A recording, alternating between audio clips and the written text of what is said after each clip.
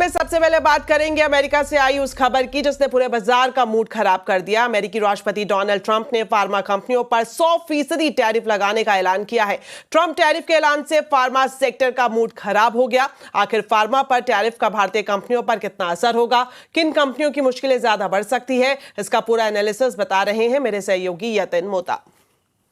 H1B visa और IT क्षेत्र के बाद अब ट्रंप बने हैं एक फार्मा शेयरों के लिए कड़वी गुट्टी या एक सरदर्द।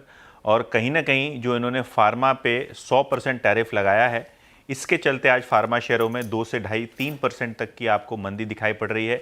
ट्रंप ने फार्मा प्रोडक्ट्स जो ब्रांडेड प्लेयर्स हैं खास करके और जो बिग फार्मा कंपनीज हैं, 1 अक्टूबर से 100% टैरिफ का इन्होंने ऐलान किया है।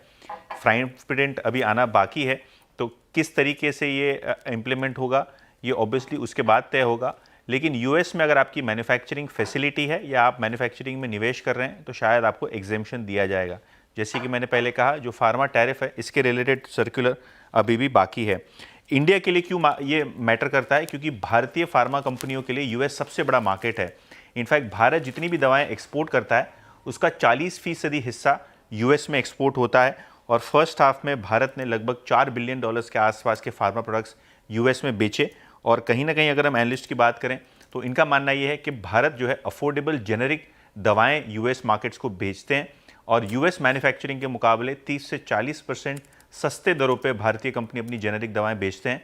तो शायद जेनेरिक दवाओं को इस टैरिफ से अलग कर दिया जाए या इनको एक राहत दी जाए। ऑब्वियसली अगर हम बात करें तो सन फार्मा छोड़ के बाकी सभी लार्ज कैप फार्मा कंपनियों के पास कहीं ना कहीं यूएस में एक प्लांट है।